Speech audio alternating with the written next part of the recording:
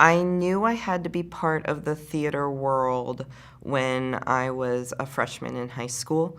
I hadn't done a whole lot of extracurriculars growing up. I had started out with like kickboxing or did little things in like middle school, but I mostly needed an extracurric to do during high school. And so I got in with the theater group, and they were just weird kids like me, and they were really making art. And the people that I met and still know from my high school years that were doing theater felt the same way, that it was just kind of like a place to gather that other folks didn't really understand the way we thought. So that's what I fell in love with. And I think I loved it the whole time I was doing it, but I had like a rekindling of the love because I went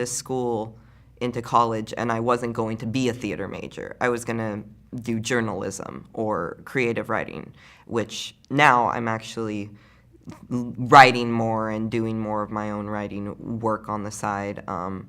And so, that's still a love of mine as well. But it was my roommate in college, who was actually a theater major, who got me into the Cal State Long Beach theater scene. And I fell back in love with it. And then, throughout the years, I met April and Tahirih, and I've been doing comedy with them for probably, about 2 years now. We've been doing work together.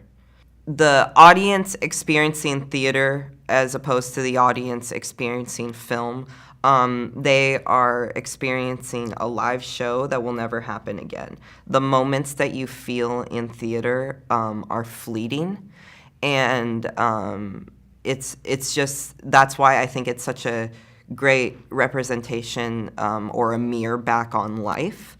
Because not that film isn't, and not to denigrate film at all, but with film, the audience has a lot of time to prepare, and they've heard a lot about what this is, right? And you can see film over and over and over again. With theater, even if it's a traveling show, and even if it's a show that, say, like Wicked, that's been on for years and years, that it's a different experience every time, and somebody's going to feel differently, and somebody's going to perform differently. So it's just so unique and special, because you never know what you're going to get with any given audience, and in that same regard, any given performer.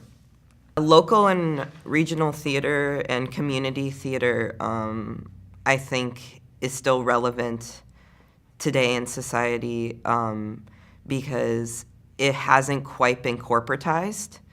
Even though certain playhouses might do bigger shows, and you have to pay rights, and you have to do promotions and kind of go about it as though it's this big exciting thing. It's not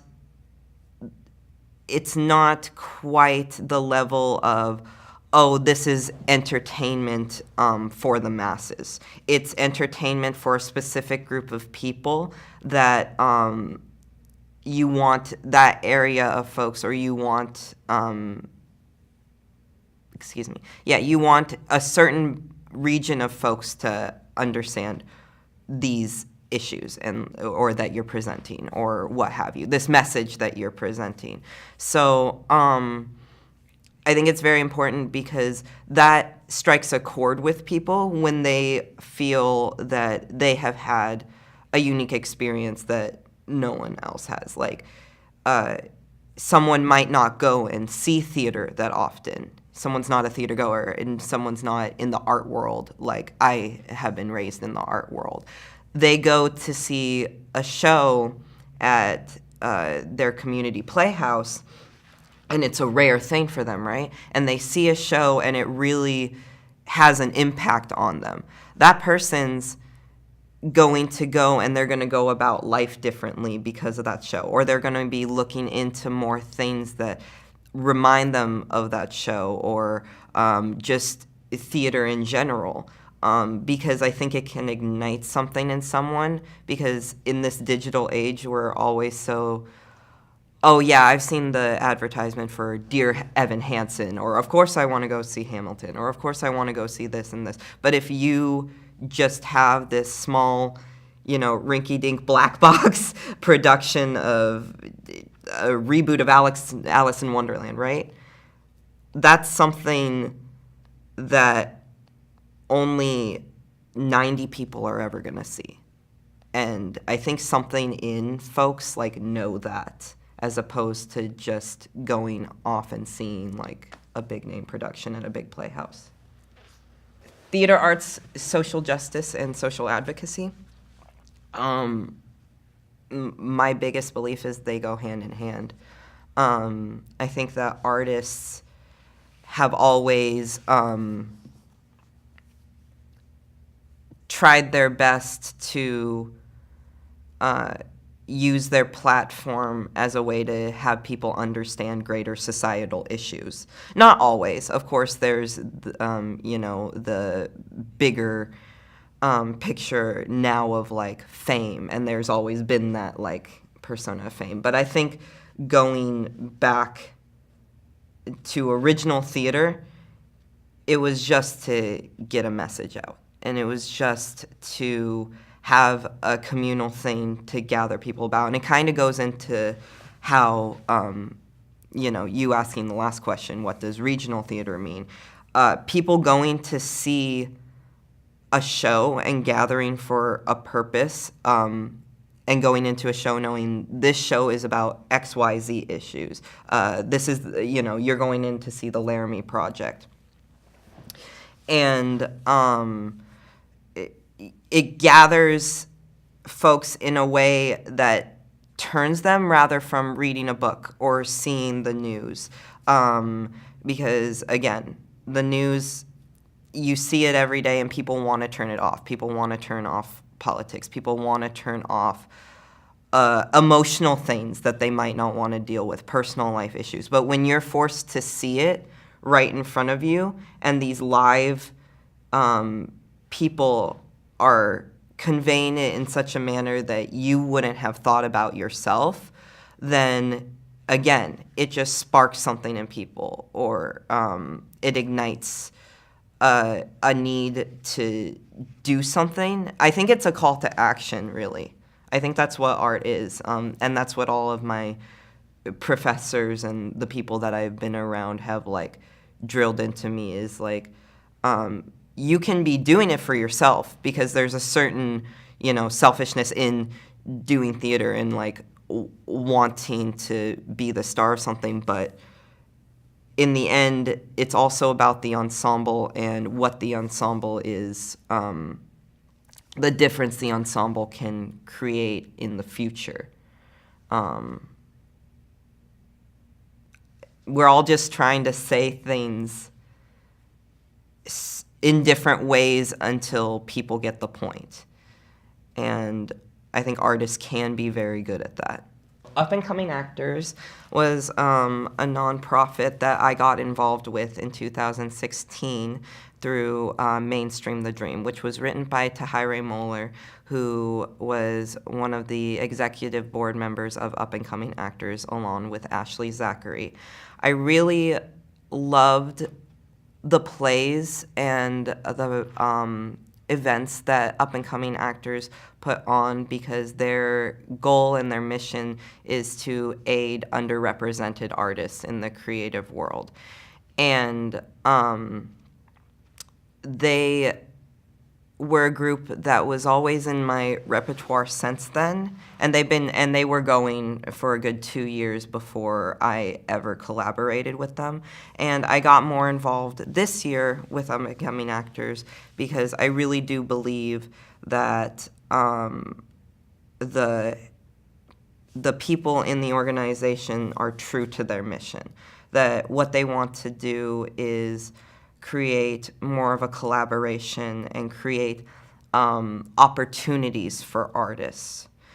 I know a lot of production companies and, organizations of the sort that want to advance their title or want to advance their brand through, getting the best people possible or looking the best and having, it's that fame and it's that wanting to be top. That's not what up-and-coming actors is. Up-and-coming actors uses things like workshop productions as well as teaching programs, tutoring programs, and to hone the skills that someone might already have, but have not been practiced outside of, like, say, school. Or if someone doesn't have the opportunity to get a greater education in theater arts, this is an opportunity for them as well. Somebody who has partaken in the art world, who wants to continue growing and also have a network of people supporting them. So I think that's the main reason why I stand strong with up-and-coming actors, is because they really, bottom line, want to help people and help artists spread their message and their gift. Heroes of the West was actually a 3-part sketch series that Tahirih and April had written for our comedy sketch troupe, formerly known as But Improv Company. Yes, But Improv Company. We later renamed our group as the Upper Lower Middle Class, which was kind of to represent, like, the feeling that, like, our millennial artistry felt at the time. Like, you're not quite lower class, but you're not quite middle where you're stable, but you're definitely not upper. So that's where that kind of came about. But I digress. They wrote Heroes of the West as the Western sketch. And then that 3-part series was featured in our in one of our showcases that we did as a group together. From there, it got great reception. Everyone who was involved in the original production of the skits had so much faith and love for this particular sketch that they decided to write an entire play. And, probably more than a year after we had done that show where those sketches were featured, they came to me and asked me if I would be interested in helping them work either as their director or stage manager. And from there, we kind of worked out a system where we were all kind of like the production team. So I do mainly the directing, but we all help with putting this production farther. But yeah, it just came about from a lot of love and appreciation and drive to continue doing this thing that we all knew, like, oh, this has potential. So, and luckily we still have the same people and are working with the same people that we did the original with. Heroes of the West is a spaghetti Western satire, and it's a feminist critique. So the underlying message of it is that, it's advocacy for women and women being able to rise above the power and degradation of men. So it's really a gender justice story. The main story arc of Heroes of the West is Betsy and Daisy are 2 young girls who are the biggest fans of Hank the Hunter, the town hero. And they become his apprentices and find out that he is not quite as hero-like as he may seem. we actually find out that Hank is a narcissist and who plays kind of a cat and mouse game with the town villain Toothnose. So through being his apprentices, they find out that they actually have a lot more power and strength than even he might. So they begin to,